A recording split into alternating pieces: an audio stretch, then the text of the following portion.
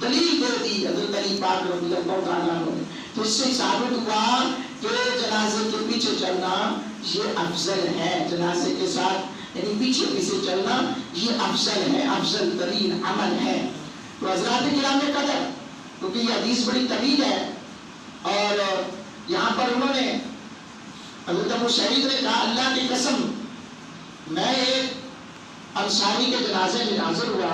اس کے جنازے میں حضرت ابو بکر، حضرت عمر اور تمام صحابہ رضوان اللہ تعالی اجمعین تھے. میں نے ابو بکر اور عمر کو دیکھا وہ جنازے کے آگے چل رہے تھے، وہ جنازے کے آگے چل رہے تھے. اللہ تعالی ہم سے پوچھا تم نے خود ان کو اس طرح کرتے ہوئے دیکھا یا کسی سے سنا؟ اب آپ نے بھی میری سوال کر دیا مسکرا کر. فرمایا کہ بھئی تم نے خود ایسا دیکھا یا کسی سے سنا؟ حضرت ابو سعید نے کہا ہاں.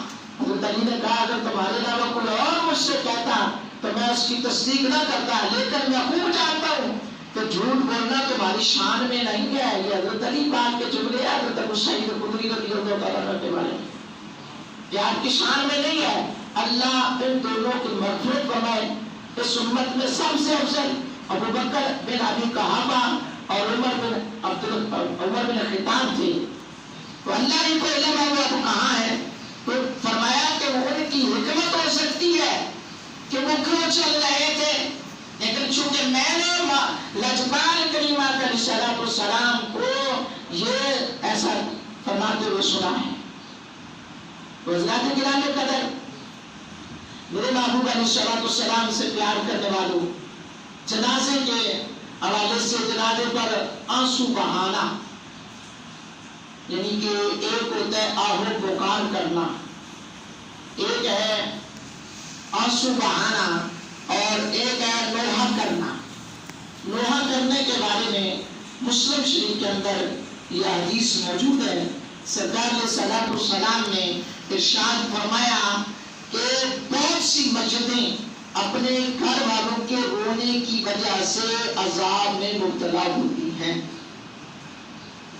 بہت ساری مسجدیں اپنے گھر والوں کے رونے یعنی نوحہ کرنے کی وجہ ان کی باتیں یاد کر کر کے، جیسا کہ خواتین والے گھروں میں وہ باتیں یاد کر کر کے وہ ایسا ہے، وہ جیسا ہے، وہ تیسا، یعنی کہ نوحہ کرنا.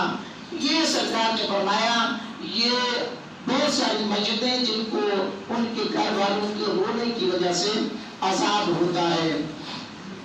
اور سرکار عالم صلی اللہ علیہ وسلم کے پیارے صحابی حضرت اسامہ بن زید رضی اللہ تعالیٰ عنہ بیان کرتے ہیں کہ ہم نبی کریم صلی اللہ علیہ وسلم کے پاس بیٹھے ہوئے تھے. آپ کی ایک صاحبزادی نے آپ کو بلوایا اور خبر دی کہ ان کا بچہ فوت ہونے کے قریب ہے یا کہاں کہ مرض موت میں ہے.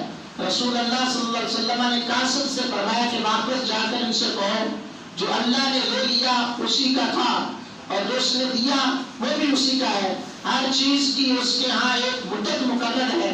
کہو کہ وہ صبر کریں، اللہ تعالیٰ سے سلام کی امید رکھیں. وہ قاسم پھر آیا، عرض کرنے لگا وہ آپ کو قسم دیتی ہے کہ آپ ضرور آئیں. راوی کہتے ہیں کہ پھر نبی کریم صلی اللہ علیہ وسلم اٹھے، آپ کے ساتھ حضرت سعد بن عبادہ، حضرت معاذ بن جبل رضی اللہ تعالیٰ عنہ بھی اٹھے اور میں بھی ان کے ساتھ گیا. آپ کے سامنے بچہ لایا گیا، اس کا سانس اکھڑ رہا تھا، پرانی مشک سے پانی کی آواز جیسے نکلتی ہے. رسول اللہ صلی اللہ علیہ وسلم کی آنکھوں سے آنسو بہنے لگے. حضرت سعد نے کہا یا رسول اللہ یہ کیا ہے؟ رسول اللہ صلی اللہ علیہ وسلم نے فرمایا یہ رحمت ہے جس کو اللہ نے اپنے بندوں کے دلوں میں رکھا ہے اور اللہ تعالیٰ اپنے بندوں سے رحم کرنے والوں پر رحم فرماتا ہے. آنسو نکلے، فقط آنسو نکلے. تو صحابی رسول نے یہ جسارت کرتے ہوئے عرض کی یا رسول اللہ آپ رو رہے ہیں، آپ کی آنکھوں سے آنسو، بیٹے کی جدائی، آپ کی آنکھوں سے آنسو نکل رہے. سرکار نے فرمایا یہ آنسو رحمت کے ہیں. یہ جو بندے کے دل کے اندر وہ جو ایک فطرتی رشتہ ہے، یہ ایک ہوتا پکار پکار کر رونا، میں ڈوب گیا، میرا جوان لڑکا چلا گیا، میں اپنے جوان بیٹے کی موت کو کیسے بھلاؤں گا. یہ باتیں کرنا جائز نہیں ہے، یہ جائز نہیں ہے. لیکن یہ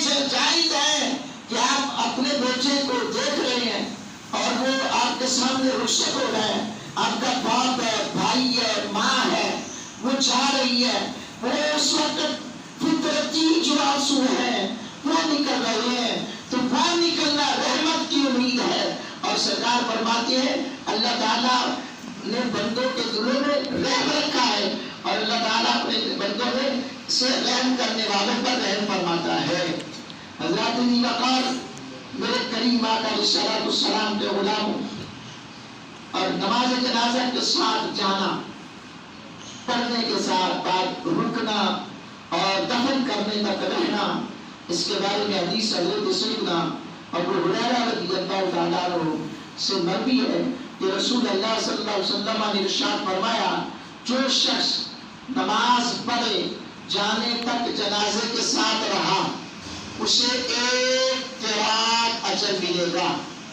نماز جنازہ اٹھائی، میت کو اٹھایا، جنازہ پڑھنے تک وہاں رہا، اس کو 1 قرات کا اجر ہے۔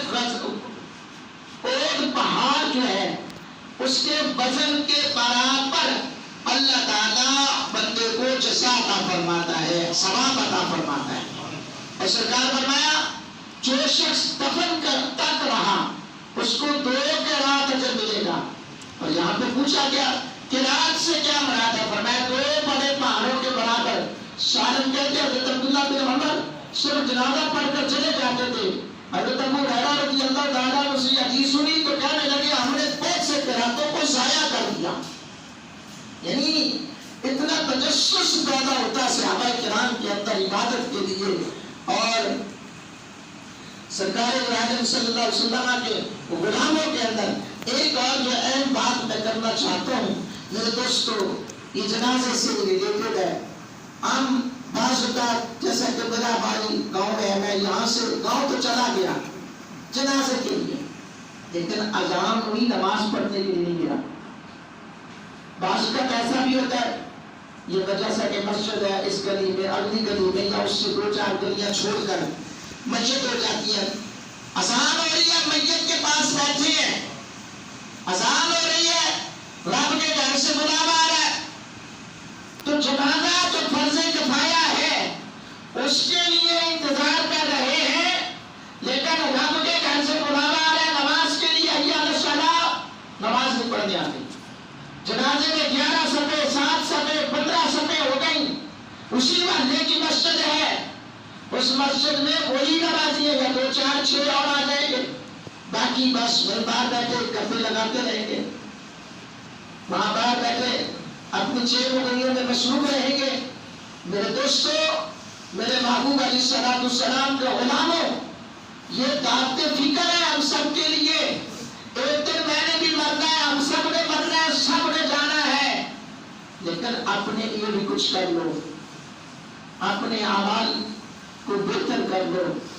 آسان آئی ہے نا، اس میں یہی حکم ہے، جنازہ تو اگر آپ نہیں بھی پڑھیں گے نا تو ایک بھی محلے میں سے پڑھ دے گا تو سب کی طرف سے ہو جائے گا، لیکن نماز نہیں پڑھیں گے نا تو اس کا جواب تو دینا پڑے گا، اس کے بارے میں پوچھا جائے گا۔ روز محشر کے جان اداس بوقت اولی پش اشر نماز بوقت، قیامت کا دن ہوگا جب جان بگڑ رہی ہوگی، سب سے پہلے نماز کے بارے میں پوچھا جائے گا۔ اور ایک اور اہم بات، ہم قبرستان میں جاتے ہیں، قبروں میں بیٹھتے ہیں، بعض کا قبروں کے اوپر لوگ بیٹھ جاتے ہیں، بعض کا تو وہاں جا کر بھی قبر میں دیر ہے یا کوئی معاملات ہیں تو وہاں پر کیا کرتے ہیں، وہاں سگریٹ لگ جاتی ہے، وہاں اپنی سیاسی لٹریچر کھول کے بیٹھ جاتے ہیں۔ یارو کیا کر رہے ہیں، آئے کہاں بیٹھے ہو؟ سرکار فرمایا جب تمہیں دنیا میں کہیں بھی ڈر لگے نا، خطرہ ہو، خوف ہو، غم ہو، پریشانی نے گھیرا ہو تو قبرستان چلے جایا کرو۔ قبرستان جا کر نا شہر خاموشہ میں بیٹھ کر خود کر اتنا سوچ لیا کرنا کہ اس جگہ پر میں نے بھی ایک دن آنا ہے، سارے غم بھول جا کے اللہ سے توبہ لگ جائے گی۔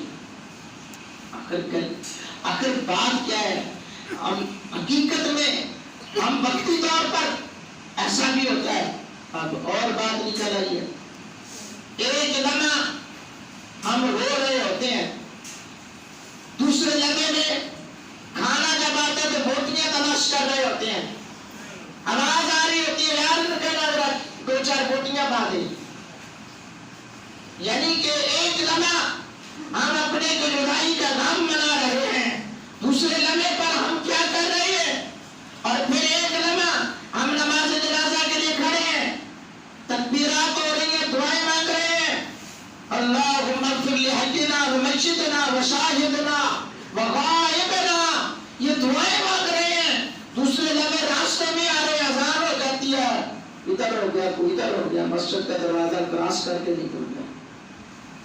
میرے دوستوں، کیا ہم یہ دعا مانگنا جائز ہے؟ ناجائز نہیں ہے؟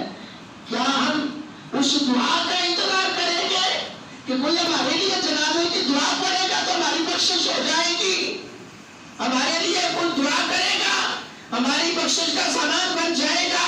ہاں، یہ حدیث موجود ہے جہاں 40 بندے کسی کے جنازے میں اکٹھے ہو جائیں، ان میں ایک ایسا ہوتا ہے جس کی اللہ بخشش کی دعا قبول کر لیتا ہے۔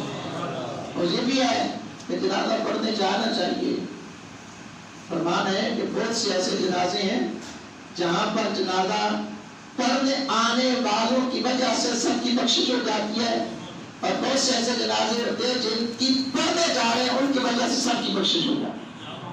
یہ حقیقت ہے، یہ تو اللہ کو پتا ہے نا، ان معاملات کا تو آپ کو نہیں، مجھے نہیں، اللہ کو پتا ہے کہ کون کیسا ہے۔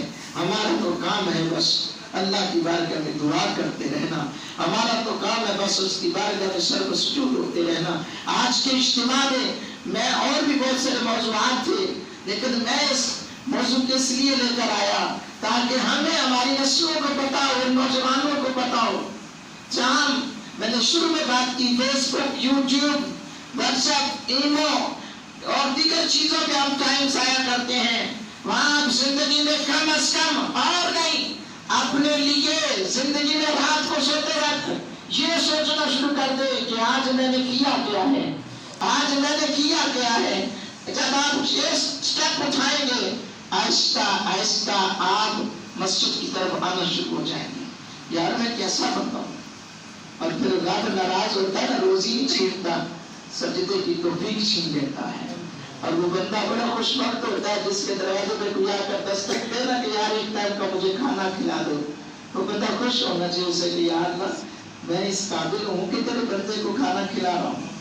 ہاں، بچتے گھر میں آتے ہیں، بند تالے لگے ہو تو کوئی بھی نہیں آتا، باہر سے دیکھ کر اگلے چلے جاتے ہیں۔ کوشش کرو جس طرح کہ میں نے یہ کہا، اپنے بیگانوں کے لیے، سب کے لیے اپنے دروازوں کو کھول دو۔ اگر کوئی رنجشیں ہیں، اگر کوئی لڑائیاں ہیں، اگر کوئی آپس کے اندر عداوتیں ہیں، ان کو ختم کر دو، ان کو مٹا دو۔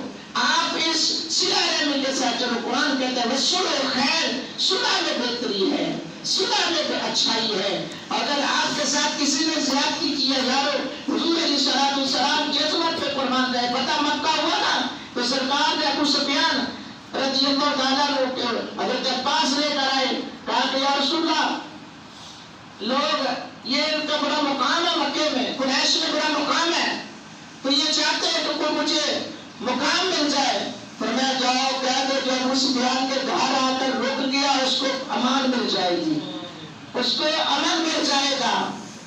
اللہ اللہ کے کوئی بات ڈکی چھپی نہیں تھی، ہندا کے بارے میں کوئی ڈکی چھپی نہیں تھی، وہ بھی سامنے آ جاتی ہے۔ حضرت امیر حمزہ رضی اللہ تعالیٰ عنہ کی کلیجی کو اپنے دانتوں سے چبانے والی سامنے آ جاتی ہے، فرماتے کہ میرے سامنے نہ آیا کرو، بس میں نے تمہیں معاف کر دیا ہے۔ تو اس ٹائپ ہم اگر پیچھے چلے جائیں تو میرا خیال ہے کچھ نہیں ہوگا۔ اللہ رب العالمین ہم سب کو رسول اللہ صلی اللہ علیہ وسلم کی سیرت مطہرہ پہ عمل کی توفیق عطا فرمائے، اور حضور کے پکے سچے دین پہ عمل پیرا ہو کر نیک اعمال کی توفیق عطا فرمائے۔ آمین ثم آمین، وما علیہ الا البلاغ۔